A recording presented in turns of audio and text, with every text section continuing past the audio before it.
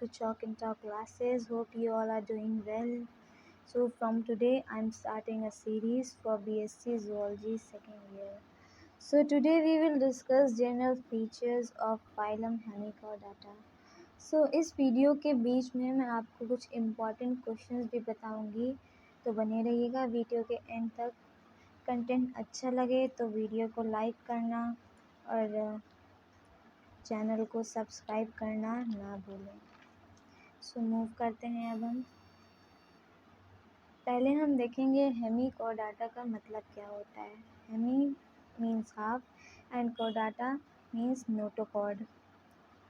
अब पहले क्या था, कुछ साइंटिस्ट जो थे उन्होंने इस फाइलम को कॉर्डेट्स में रखा था और कुछ टाइम बाद इसको मतलब हटा दिया गया कॉर्डेट्स की लिस्ट से।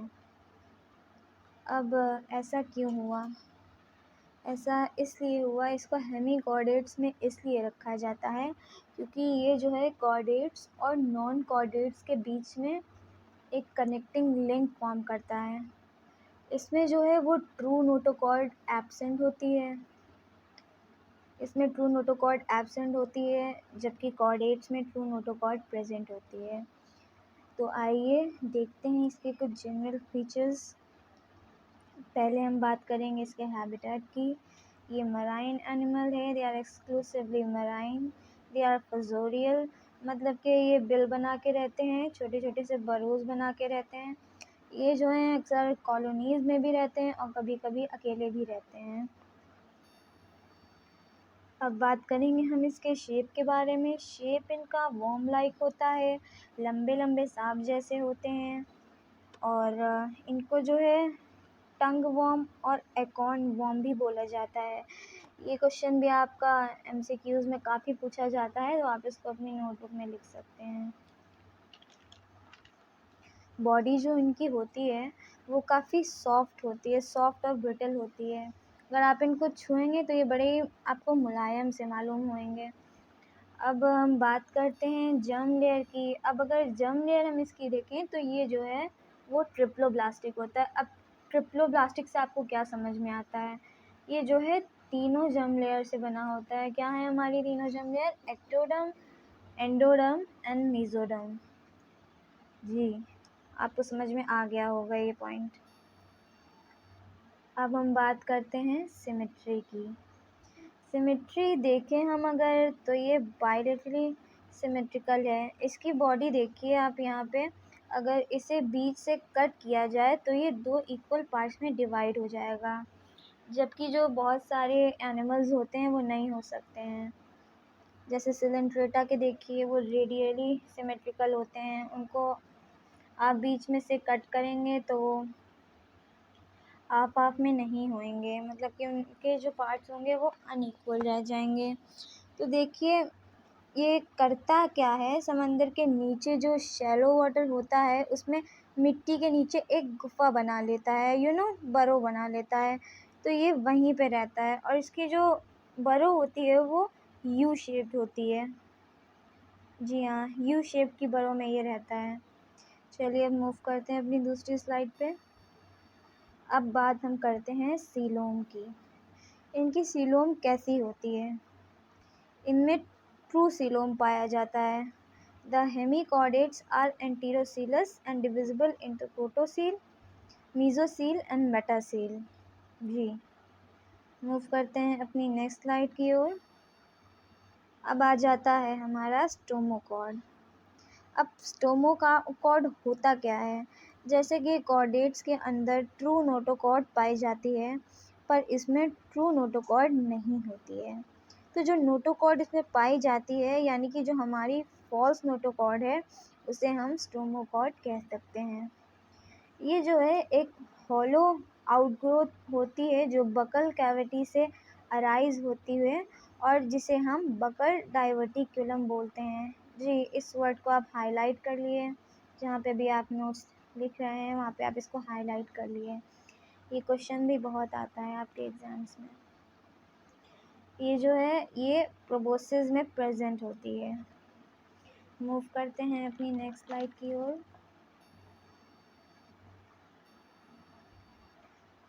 अच्छा, इनकी बॉडी का ऑर्गेनाइजेशन कैसा होता है?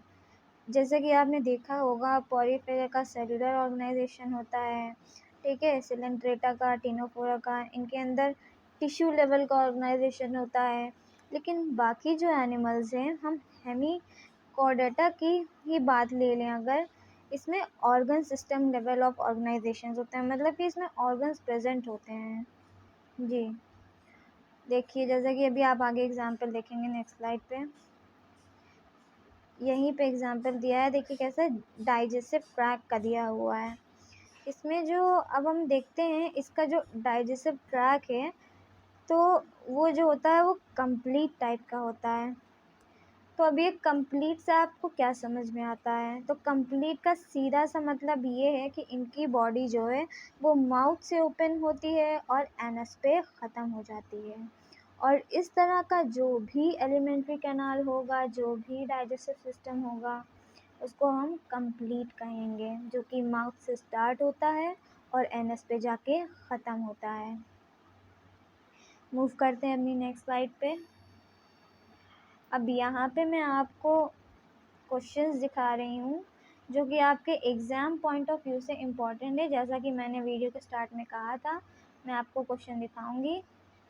ये रहे आपके क्वेश्चंस, आप इसका स्क्रीनशॉट ले सकते हैं। ये मैंने इसमें हिंदी में भी है और इंग्लिश में भी है, तो ये दोनों मीडियम के बच्चों के लिए काम आएगा। अगर आप क्वेश्चंस को पॉइंट वाइज लिखते हैं जैसा कि इसमें लिखा हुआ है, तो एग्जामिनर को पढ़ने में इंटरेस्ट भी आता है और आपका टाइम भी बचता है। ऐसे वो लंबे लंबे पैरा वाइज लिखना इज़ वेस्ट ऑफ टाइम, सो चलिए इसका स्क्रीनशॉट ले लिया हो तो हम मूव करते हैं अपनी नेक्स्ट स्लाइड की ओर। अब बात करते हैं रेस्पायरेशन की। जी, तो इसका रेस्पायरेशन कैसा होता है?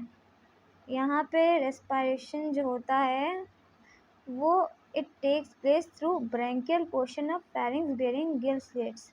जी हाँ, यहाँ पे गिल स्लिट से होता है। क्यों होता है? क्योंकि ये एक्वेटिक एनिमल्स हैं, लाइक फिश वगैरह में भी तो गिल से होता है। फिशेस मतलब कि जो एक्वेटिक एनिमल्स हैं उसमें गिल्स प्रेजेंट होते हैं हमारे लंग्स के बजाय। जी, ये समझ में आ गया हो तो अब हम आगे बढ़ते हैं। अब दूसरा टॉपिक है हमारा ब्लड वस्कुलर सिस्टम। यहाँ पे जो ब्लड वस्कुलर सिस्टम होता है वो ओपन टाइप का होता है। ब्लड वस्कुलर सिस्टम बेसिकली होते दो टाइप्स के हैं।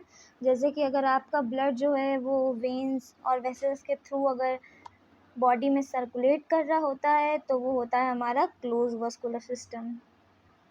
और अगर आपकी बॉडी से फ्रीली ब्लड ऐसे ही जा रहा है तो वो क्या होगा हमारा ओपन ब्लड वस्कुलर सिस्टम। तो इसमें क्या होता है, इसमें दो कॉन्ट्रैक्टाइल हार्ट वेसिकल होते हैं, दो longitudinal vessels, one dorsal and other ventral, जो कि इंटरकनेक्टेड होता है एक लैटरल वेसल के थ्रू। और इनका जो ब्लड होता है वो कलरलेस होता है, जैसा कि हमारे ह्यूमन बींग्स में तो रेड कलर का होता है। क्यों होता है? क्योंकि हमारे में हीमोग्लोबिन प्रेजेंट है, तो वो इनकी बॉडी में नहीं होता है, इसलिए इनका ब्लड जो है वो कलरलेस या फिर आप कह सकते हैं ट्रांसपेरेंट होता है। मूव करते हैं अपनी नेक्स्ट स्लाइड पे। अब आ जाता है हमारा नर्वस सिस्टम। तो इसमें जो नर्वस सिस्टम होता है वो प्रिमिटिव टाइप का होता है, ज़्यादा डेवलप नहीं होता है। और बेलेंग्लोसिस में तो दोनों नर्व कॉर्ड होती हैं, डॉर्सल भी होती है और वेंट्रल भी होती है। आगे बढ़ते हैं हम सेंस ऑर्गन पे। इनकी एपिडर्मिस के जो सेंसरी सेल्स होते हैं वो इनके सेंस ऑर्गन की तरह एक्ट करते हैं। काफ़ी सारे ऑर्गेनिजम्स के पास तो सेंस ऑर्गन्स होते हैं, जैसे हमारे ही देख लिए आप, नोज़, आइज़।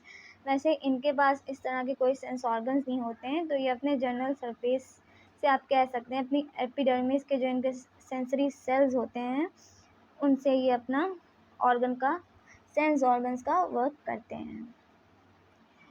अब देखते हैं हम इसमें रिप्रोडक्शन। अब रिप्रोडक्शन की बात करते हैं तो हेमिकॉर्डेट्स जो होते हैं वो सेक्सुअली रिप्रोड्यूस करते हैं। इनमें सेक्सेस जो होते हैं वो सेपरेट होते हैं। कभी कभी जो है मतलब बहुत ही रेयर केसेस में अगर होता है तो इनके जो गोनाड्स होते हैं वो एक ही एनिमल पे होते हैं, पर वो बहुत रेयर केसेस में देखा जाता है। और मतलब गोनाड्स जो होते हैं वो कभी कभी एक से ज़्यादा भी हो सकते हैं। जी, तो चलिए मूव करते हैं अब अगर बात हम फर्टिलाइज़ेशन की करें, यहाँ पे फर्टिलाइज़ेशन की बात करें हम, तो फर्टिलाइज़ेशन नॉर्मली एक्सटर्नल होता है इनमें, यानी कि बॉडी के बाहर। तो कुछ ऐसा है कि फ़ीमेल जो होती है वो अपने जो एग्स हैं, जिसे हम ओवा कहते हैं, वो वाटर में रिलीज़ कर देती है, और मेल जो होता है वो अपने स्पर्म्स रिलीज़ कर देता है वाटर में। तो वहीं पे जब हम मेल और फीमेल गैमेट फ्यूज़ करते हैं तो फर्टिलाइज़ेशन हो जाता है। तो इस तरह के फर्टिलाइज़ेशन को एक्सटर्नल फर्टिलाइज़ेशन बोलते हैं, जो कि बॉडी में ना होके बॉडी के बाहर हो रहा है। आगे बढ़ते हैं हम डेवलपमेंट की तरफ। तो इसका जो डेवलपमेंट होता है वो इनडायरेक्ट होता है। फर्टिलाइज़ेशन के बाद क्या बनेगा? ज़ाइगोट बनेगा। फिर ज़ाइगोट के बाद एम्ब्रियो का डेवलपमेंट होता है। तो उस एम्ब्रियो का जो डेवलपमेंट होता है वो इनडायरेक्ट होता है हमारे हेमिकॉर्डियड्स की स्पीशीज़ में। अब इनडायरेक्ट से क्या समझ आता है? जैसे कि ह्यूमन बीइंग के अंदर एम्ब्रियो से डायरेक्ट ऑर्गेनिज्म बनता है, कोई इंटरमीडिएट स्टेज या लार्वल स्टेज नहीं होती है। तो ये हुआ डायरेक्ट डेवलपमेंट। और हेमिकॉर्डियड्स में इनडायरेक्ट डेवलपमेंट, यानी कि बीच में लार्वा बनता है, फिर जाके एक एडल्ट बनता है, और इसका जो लार्वा होता है उसे टर्नेरिया लार्वा बोला जाता है। इसको आप नोट कर सकते हैं, ये मतलब कि क्वेश्चन बहुत ही फ्रिक्वेंटली आस्क्ड है, मतलब आप इसको एमसीक्यू के पॉइंट ऑफ व्यू से नोट कर सकते हैं, आप इसको अपनी नोटबुक में नोट कर लें। तो आई होप आपको ये जनरल कैरेक्टरिस्टिक्स ऑफ हेमिकॉर्डियड्स समझ में आ गया होगा। अगर आपको इसके एमसीक्यूज़ चाहिए तो आप कमेंट सेक्शन में मुझे बोल सकते हैं, मैं ज़रूर आपकी क्वेरी का रिस्पॉन्ड करूँगी। तो अगर आपको मेरा कंटेंट अच्छा लगा तो वीडियो को लाइक करना और चैनल को सब्सक्राइब